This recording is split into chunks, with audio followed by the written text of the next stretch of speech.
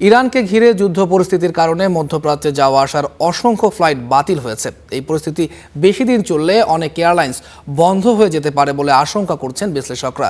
বেসরকারি এয়ারলাইন্সগুলোর অধিকাংশ মধ্যপ্রাচ্য নির্ভর হওয়ায় দেখা দিচ্ছে এমন শঙ্কা।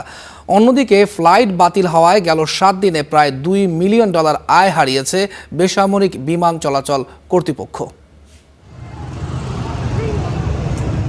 ইসরায়েল ও যুক্তরাষ্ট্রের হামলা এবং প্রতিবেশী বিভিন্ন দেশে ইরানের পাল্টা হামলায় গোটা মধ্যপ্রাচ্যের ফ্লাইটগুলোতে দেখা দিয়েছে শিডিউল বিপর্যয়। নির্ধারিত ফ্লাইট বাতিল হওয়ার পর নিরাপদ যাত্রার শিডিউল পেতে লাগছে কয়েকদিন, ফলে গন্তব্যে পৌঁছাতে অনিশ্চয়তায় পড়তে হচ্ছে যাত্রীদের। এমন পরিস্থিতিতেও দেশে ফিরছেন অনেকে। দেরি হলেও নিরাপদে ফিরতে পেরে স্বস্তির কথা জানান সংযুক্ত আরব আমিরাত ও সৌদি আরব থেকে ফেরা যাত্রীরা। বন্ধই ছিল কিন্তু আবার 5 তারিখ থেকে শুরু হয়েছে ফ্লাইট। এখন তো সব দেশেই আতঙ্ক, সৌদি, দুবাই, কাতার। আমার 2 দিন ডিলে হলো, তো আলহামদুলিল্লাহ সহি সালামতে দেশে এসে পৌঁছাতে পারছি। 1 তারিখে গেছি, 6 তারিখে এটা বহুত কষ্টে ম্যানেজ করে যেটা থেকে ফ্লাইট হয়েছে, আলহামদুলিল্লাহ আমরা এসে পৌঁছাইছি। প্রথম টিকিট ক্যান্সেল হয়েছে এমিরেটসের ফ্লাইট, তারপর আমাকে ইউএস বাংলায় টিকিট কেটে আবার আসতে হইলো। কিন্তু বেসরকারি এয়ারলাইন্সগুলো বলছে ঈদকে সামনে রেখে যত মানুষ দেশে ফেরেন, এবার সেই চাপ এখন প্রায় নেই বললেই চলে। এতে লোকসানের মুখোমুখি হতে হচ্ছে তাদের। 5+ স্টার রেটিং প্রাপ্ত দেশের সর্বোচ্চ বিদ্যুৎ সাশ্রয়ী ওয়ালটন এসি স্মার্ট কমফোর্ট এখন নেক্সট লেভেলে। ইন্টারন্যাশনাল ডেস্টিনেশন হচ্ছে টোটাল 10টা দেশে 14টা স্টেশনে, সেই 14টার মধ্যে 7টাই হচ্ছে মধ্যপ্রাচ্যে। প্রবাসী বাংলাদেশিদেরকে আমরা কিন্তু ক্যারি করতে পারছি না। তো এই যে প্রায় 600 থেকে 700 প্যাসেঞ্জারের থেকে যে রেভিনিউ আর্ন করার একটা সুযোগ ছিল, সেই আর্ন থেকে এয়ারলাইন্সগুলো আসলে বঞ্চিত হচ্ছে।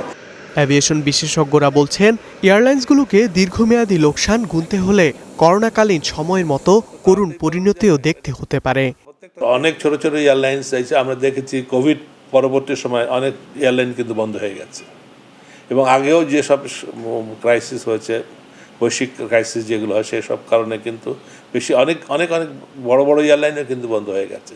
সো এইবারও এই যুদ্ধ যদি আরও বেশি দিন চলে, সেই ক্ষেত্রে ছোট এয়ারলাইনগুলো, এমনকি আমাদের দেশীয় এয়ারলাইনগুলোর জন্য এটা একটা বড় ধরনের প্রভাব হবে।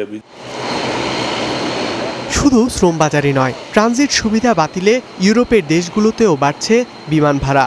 সেই সঙ্গে 7 দিনে ফ্লাইট পরিচালনা বাবদ প্রায় $2 মিলিয়ন থেকে বঞ্চিত হয়েছে সিভিল অ্যাভিয়েশন কর্তৃপক্ষ।